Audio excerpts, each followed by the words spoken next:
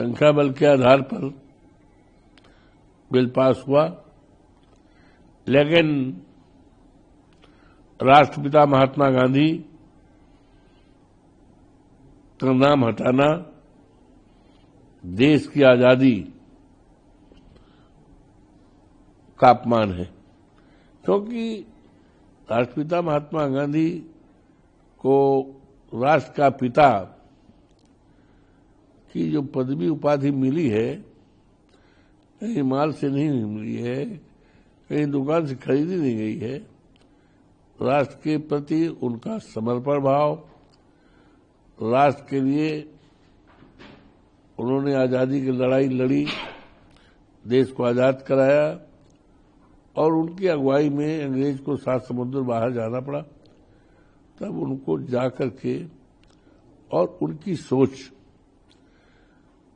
उनकी सोच जो है, राष्ट्रपिता महात्मा गांधी, उनकी सोच पूरी तरह से समाजवादी सोच थी। सबके विचारधारा, सबको साथ लेकर, सबके सम्मान के लिए, सबके आदर के लिए, और देश को एक खूबसूरत और खुशहाल देश की जो कल्पना, वो सब उनके मन में थी। और तभी उनको राष्ट्रपिता की पदवी मिली।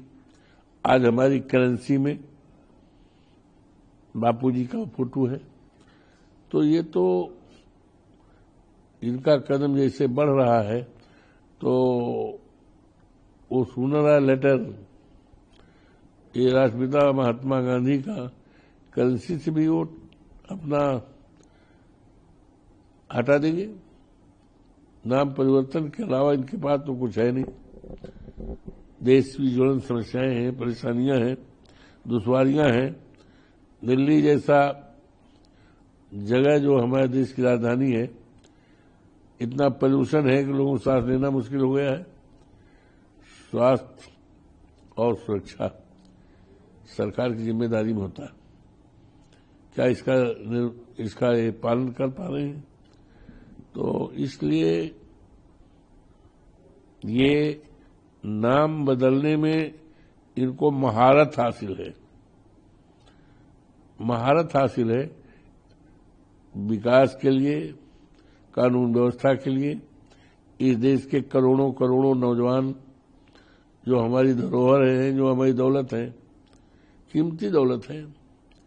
किसी देश की दौलत सोना चांदी हीरा जवाहरात नहीं हुआ करता है। देश की दौलत वहां का नौजवान, वहां का इंसान हुआ करता है। करोड़ों की तादाद में पढ़े लिखे हैं, सरकारी नौकरी ठोकरें खा रहे हैं। सोचते हैं क्यों ना इस डिग्री को हम जला दें।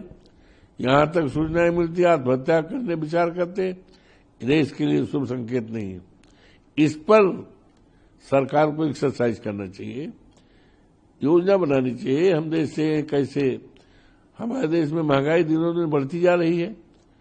हमारी जो रुपए की क्रय शक्ति है, परचेजिंग पावर दिनों दिन घटती जा रही है। इस पर चिंता करना चाहिए, इस पर योजना बनानी चाहिए, इस पर सरकार को एक्सरसाइज करना चाहिए। किसान की हालत में खराब होती जा रही है। हमारी चीन ने हमारी धरती पर कब्जा कर लिया, आज तक नहीं। और अभी हाल में आपने देखा कि दिल्ली के लाल किले के पास धमाका हुआ। ये कैसे वहां धमाका हुआ, कैसे टेररिस्ट पहुंच गए? अभी आपने देखा कि 26 हमारे लोग आतंकवादियों के द्वारा मौत के घाट उतार दिए गए। ये तमाम महत्वपूर्ण और ज्वलंत समस्याएं देश के सामने हैं। इस पर सरकार को मन, दिल, नीयत लगानी चाहिए, और नाम बदलने से कुछ नहीं हुआ करता। टीएमसी एमपी कल रात से ही 12 बजे रात से धरने पर बैठे हुए हैं इसी मुद्दे को लेकर, और ऋतुपर्णा बनर्जी उनके एमपी हैं। उनका कहना है कि ये फासिस्ट माइंडसेट जो है गवर्नमेंट की सोच है, उसको दिखा है। गवर्नमेंट की कोई इस तरह की विचारधारा है नहीं, हमने पहले ही कह दिया। गवर्नमेंट तो नाम बदलने के अलावा कंस्ट्रक्टिव कोई देश के विकास के लिए, देश की खुशहाली के लिए, देश से बेरोजगारी खत्म करने के लिए पढ़े लिखे लड़कों को रोजगार देने के लिए, गैर पढ़े लिखे वो रोजगार देने के लिए, इधर उसकी कोई नियत नहीं है। सरकार की नीति भी होती है और नियत होती है। कोई भी सरकार हो उसकी नीति होती है और सबसे ज्यादा महत्वपूर्ण है नियत। तो इनकी नियत ऐसी कुछ है ही नहीं है। इनकी नियत तो देश को कहां ले जाना चाहते हैं भगवान जाने। कल पॉल्यूशन पे डिस्कशन होना था लेकिन हो नहीं पाया। किरण रिजिजू का कहना है, पार्लियामेंट्री अफेयर्स मिनिस्टर है सरकार में, उनका कहना है कि ये केवल अपोजिशन लीडर्स नहीं करने देना चाह रहे। ऐसा कुछ नहीं है। इनको साहस नहीं है देश की महान जनता के सामने इनके पास कुछ कहने के लिए, इस समस्या के समाधान के लिए कोई ठोस कारगर न तो उपाय है न योजना है। इसीलिए अपने को छिपकर रहना चाहते हैं और इस पर कि विपक्ष नहीं करते। विपक्ष का है नहीं, विपक्ष तो पूरी तरह तैयार है। विपक्ष सरकार में थोड़े है। इसकी तो जिम्मेदारी सरकार की होती है। तो सरकार अपनी जिम्मेदारियों का निर्वहन नहीं कर पा रही है, इसलिए बेबुनियाद तरीके से विपक्ष का आरोप लगाती है। एयर पोल्यूशन वाले इश्यू पे समाजवादी पार्टी के ही एक लीडर हैं आर के चौधरी, उनका एक बयान आया है। उन्होंने कहा है कि जब हिंदू मान्यताओं पे सवाल उठाया, उन्होंने कहा कि बॉडीज जलाई जाती हैं तो कार्बन डाइऑक्साइड, मोनोऑक्साइड निकलता है जो ऑक्सीजन को मारता है। इसी तरह से होलिका दहन होता है तो उसमें भी सेम कंडीशन होती है। तो एयर पोल्यूशन को पे हमें ध्यान देना चाहिए। किस तरह से हो रहा है इस पर हमें कुछ नहीं कहना।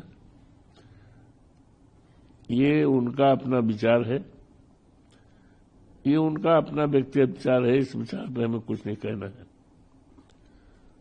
उमर अब्दुल्ला चीफ मिनिस्टर जो जेएमके के हैं, उनका कहना है कि अगर किसी मुस्लिम आदमी ने किसी हिंदू महिला का अगर घूंघट उठाया होता तो आज के दिन में कितना बवाल हुआ होता। लेकिन नीतीश कुमार ने एक मुस्लिम महिला का हिजाब उतारा लेकिन उसको कुछ हुआ नहीं। देखिए, सवाल हिंदू महिला हो या मुस्लिम महिला हो, इसका नहीं सवाल। महिलाओं का हमेशा आदर और सम्मान रहा है। इसीलिए कहा गया है यत्र नार्यास पूजन्ते रमन्ते तत्र देवता। तो ये सीता सावित्री का देश रहा है। हमेशा हम महिलाओं का आदर करते हैं, सम्मान करते हैं। ये हमारे देश की विरासत है, हमारे देश की परंपरा है। तो इस तरह का विचार करना, भेदभाव करना, ये देश को जो हमारी एकता अखंडता का जो सूत्र है, मजबूत है, अनेकता में एकता का, उसको कमजोर करने की विचारधारा। हमें इस तरह की विचारधारा नहीं रखनी चाहिए। हाँ, नीतीश जी ने जो किया वो निंदनीय है। वो सरकार में थे, कोई आइडेंटिटी लेना था तो उनके तमाम सरकारी अधिकारी रहते हैं, सहायक रहते हैं, कहते हैं कि हमें फोटो लेना है या वो करना, शिनाख्त लेना है, लेकिन वो तरीका ठीक नहीं था। एक वीडियो वायरल हुआ है यूपी में, जो कथावाचक को गार्ड ऑफ ऑनर देते हैं। बीजेपी ने इसमें एसपी से डिमांड मांगा है। ये सब बातें इसलिए हो रही हैं कि उत्तर प्रदेश में हमारे लायक मुख्यमंत्री माननीय योगी बाबा जी हैं, इनका इकबाल खत्म हो चुका है। पकड़, चाहे हमारा पुलिस विभाग हो, चाहे अन्य प्रशासनिक विभाग हो, इनकी पकड़ पूरी तरह से ढीली हो गई है।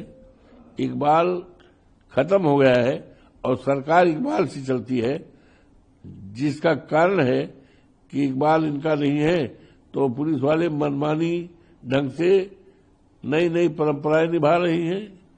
इस तरह का जुगाड़ाना देने की सूचना मिल रही है, ये सरकार की कानून व्यवस्था का और सरकार के इकबाल घटने का ये पूरी तरह से सबूत है, साक्ष्य।